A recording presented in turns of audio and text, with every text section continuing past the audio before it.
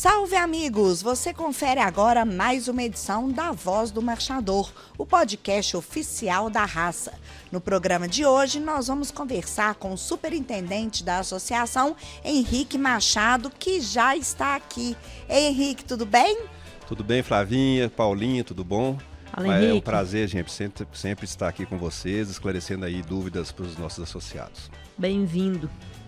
Henrique, para iniciar a nossa conversa, eu gostaria que você falasse sobre os prazos para o criador comunicar à associação os fatos que acontecem no seu criatório. Isso é um questionamento que a gente tem muitas vezes. Paulinho, esse questionamento é porque, não cumprindo os prazos, existe uma multa. Então, o criador geralmente ele descobre que tem um prazo quando ele recebe essa multa em casa. Então, a dica que a gente dá para os associados, principalmente os novos, é que eles têm que ter em mente que quando eles associam a uma associação ligada ao Ministério da Agricultura, existem regras para serem seguidas, né? Então é bom que eles leiam o regulamento de registro, o regulamento está disponível no nosso site. Nós fizemos inclusive um resumo desse regulamento, que também está disponível no site, justamente assim com esses prazos, essas coisas mais importantes do dia a dia para o associado. Ele tem que ter em mente que para registrar um animal, que é um registro oficial delegado pelo Ministério da Agricultura, ele tem que cumprir alguns prazos e alguns requisitos. Por exemplo, ele tem que comunicar a cobrição das suas matrizes, né? Tem um prazo de 120 dias. Quando o potro nasce lá, o produto dessas matrizes, também tem um prazo de 120 dias. Ele tem também um prazo para chamar o técnico para fazer a que a gente chama de resenha, o controle de potro ao pé. O técnico vai até a fazenda dele para verificar os potros, aplicar microchip, coletar DNA, tudo isso tem prazo. Então ele tem que estar ciente disso para não correr essa surpresa desagradável de receber uma multa em casa depois. Se não fizer a comunicação de cobrição, fica impedido de fazer as outras comunicações? Sim, se não tiver a cobrição, ele não consegue comunicar o nascimento, uma coisa é vinculada à outra. Se nasceu o potro e não tem a cobrição, ele vai ter que fazer a comunicação de cobrição com um prazo retroativo. Aí ele vai ter que pagar uma multa por isso. Isso, inclusive, era até a próxima pergunta. Seria a respeito mesmo dessa comunicação de um potro, né? Então, explica para a turma e, resumidamente, o que é preciso providenciar. Bom, a primeira coisa, ele tem que estar com a matriz, a égua que ele vai produzir esse potro no nome dele, transferida para o nome dele, certo? Depois disso, ele vai comunicar a cobrição, que é a prenhez da égua. Ele tem 120 dias para fazer essa comunicação, a associação. Isso é feito com login e senha, coisa simples de fazer através do sistema. Não tem complicação nenhuma. Depois, quando o potro nascer, ele tem também 120 dias para comunicar à associação, da mesma forma, através do sistema, o nascimento desse potro. Você falou da matriz, está no nome. Por exemplo, se eu for associada e vou usar a barriga de aluguel, como que procede nesse caso, por exemplo? Eu não tenho a matriz nem o granhão. Hoje ainda é permitido você comunicar uma matriz de um outro associado, mas para isso você tem a autorização dele. Ele tem que autorizar você utilizar essa égua dele para produzir animal para você. E essa autorização é feita como? Ela pode ser feita de duas maneiras, ou através de comunicado oficial para a associação, ou uma carta, ou você comunica e esse criador vai receber por e-mail, que a gente chama de aceite. Ele vai dar lá, concordar com aquela comunicação que você fez da égua dele.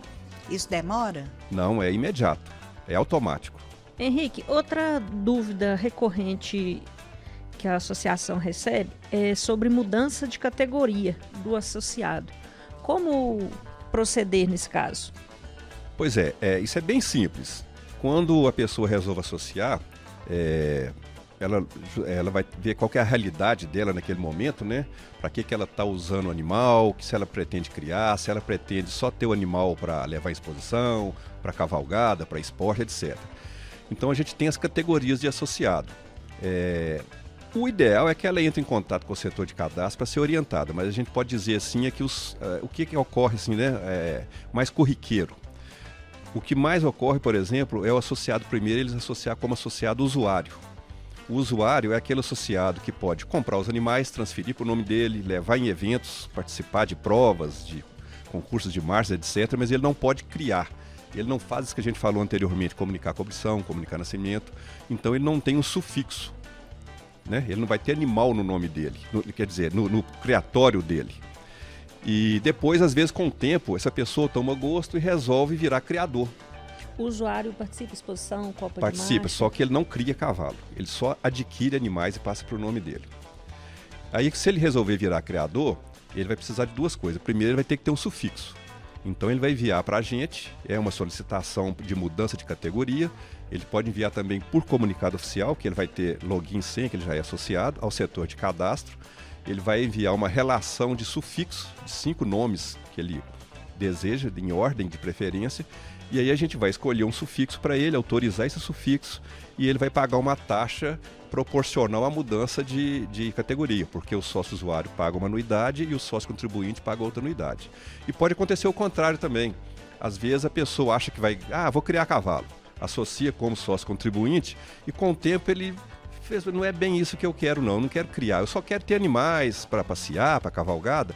Então ele pode fazer o processo também contrário, ele pode abrir mão desse sufixo que ele tinha e ele vai fazer, a gente vai alterar a taxa que ele paga de anuidade para uma taxa de usuário, aí ele vai passar a poder ter os animais no nome dele, participar de todos os eventos, mas não criar cavalos.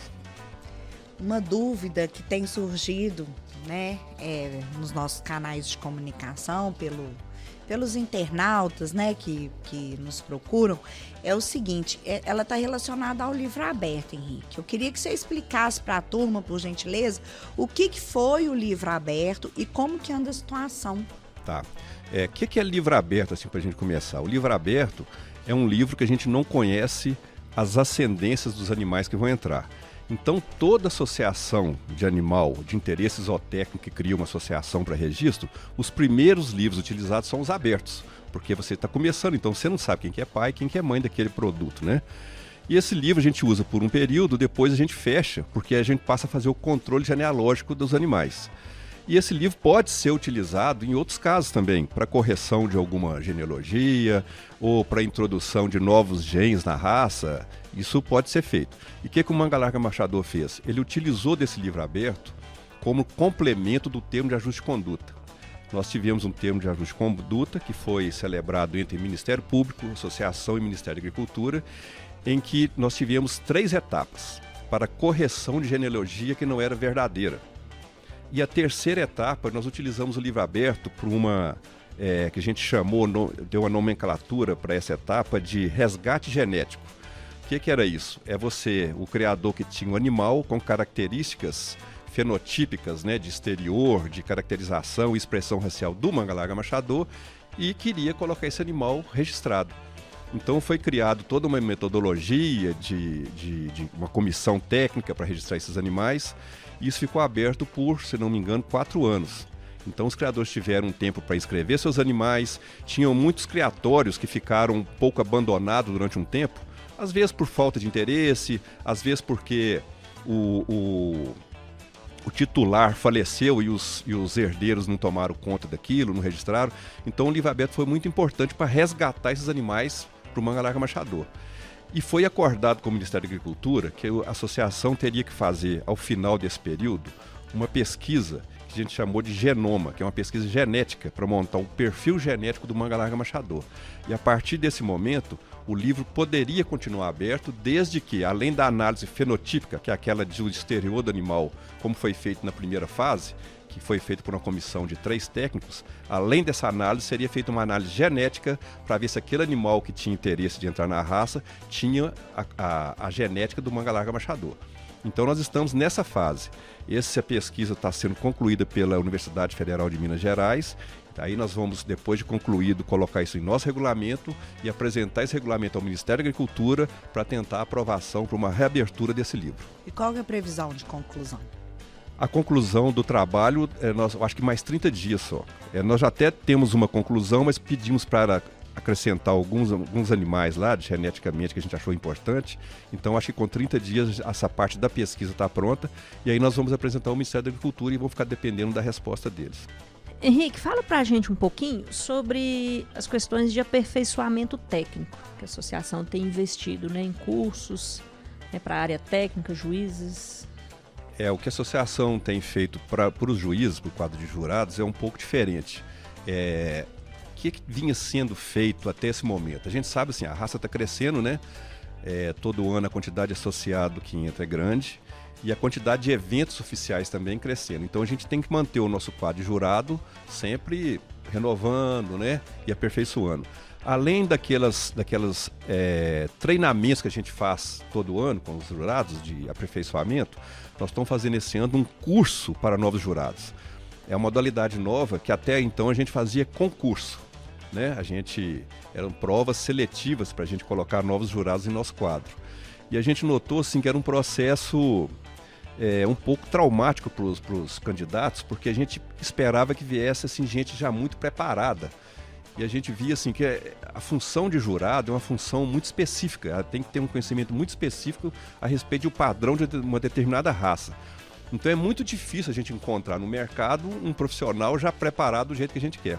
Então nós imaginamos de fazer isso que nós estamos fazendo agora, que é um curso em vez de um concurso. É um curso de 5 módulos dividido em 10 etapas durante o ano todo. E esses profissionais vão ter a oportunidade de aprender primeiro para depois serem avaliados. Então a gente está, acho que já na terceiro módulo, né, das aulas práticas. Das aulas práticas, são aulas práticas e aulas teóricas. Durante esses módulos a gente vai vendo a deficiência de cada um, tirando dúvida, né, podendo conhecer melhor cada candidato e ao mesmo tempo avaliando, né, avaliando aos poucos cada candidato e ao mesmo tempo dando dica de que ele precisa melhorar, o que ele tem que estudar mais, e a gente acredita que assim nós vamos ter um aproveitamento melhor e uma formação mais pronta assim, do profissional. Isso aí, muito bacana a iniciativa, né, Paulinha? Demais, inédita, né? Isso mesmo, sempre é um prazer receber o Henrique aqui para atualizar a gente, né, e os ouvintes do que está acontecendo mesmo na nossa associação. Mais uma vez, agradeço a presença do nosso superintendente Henrique Machado aqui na Voz do Marchador. Obrigada, Henrique. Eu que agradeço, gente. Obrigada, Henrique, por falar um pouquinho do trabalho do SRG, né, um dos corações da raça. Estamos sempre à disposição. Isso aí, turma. Esse foi o nosso Pod, a Voz do Marchador, uma produção do Departamento de Comunicação da BCC-MM. Obrigada por sua audiência e até a próxima. Até!